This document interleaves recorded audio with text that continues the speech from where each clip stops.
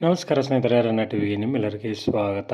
Colours Kannada ವಾಹಿನಿಯಲ್ಲಿ ರಾತ್ರಿ 8:30ಕ್ಕೆ ಪ್ರಸಾರವಾಗುತ್ತಿರುವ ಶ್ರೀಗಂಧದ ಗುಡಿ ಧಾರಾವಾಹಿಯಲ್ಲಿ ಚಂದನಾ ಪಾತ್ರವನ್ನು ನಿರ್ವಹಿಸಿಕೊಂಡು ಹೋಗುತ್ತಿದ್ದ ಸಂಜನಾ ಬುರ್ಲೆ ಅವರು ಧಾರಾವಾಹಿಯಿಂದ ಹೊರಬಂದಿದ್ದಾರೆ.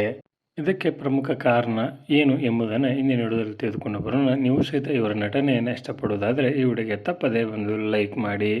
ಲಗ್ನ ಪತ್ರಿಕೆ ಧಾರಾವಾಹಿ ಮುಖಾಂತರ ಕನ್ನಡ ಕಿರುತೆರೆಗೆ ಎಂಟ್ರಿಯನ್ನು ಕೊಟ್ಟಿದ್ದ ಸಂಜನಾ ಅವರು ನಂತರ ಪುಟ್ಟಕ್ಕನ ಮಕ್ಕಳು ಧಾರಾವಾಹಿಯಲ್ಲಿ ನಟನೆಯನ್ನು ಮಾಡುತ್ತಿದ್ದರು. ಆ ನಂತರ ಶ್ರೀಗಂಧದ ಗುಡಿಯಲ್ಲಿ ನಾಯಕಿಯಾಗಿ ಇವರು ಕಾಣಿಸಿಕೊಂಡಿದ್ದರು. ಇದೀಗ ಇವರು ಈ ಧಾರಾವಾಹಿಯಿಂದ ಹೊರಬಂದಿದ್ದಾರೆ.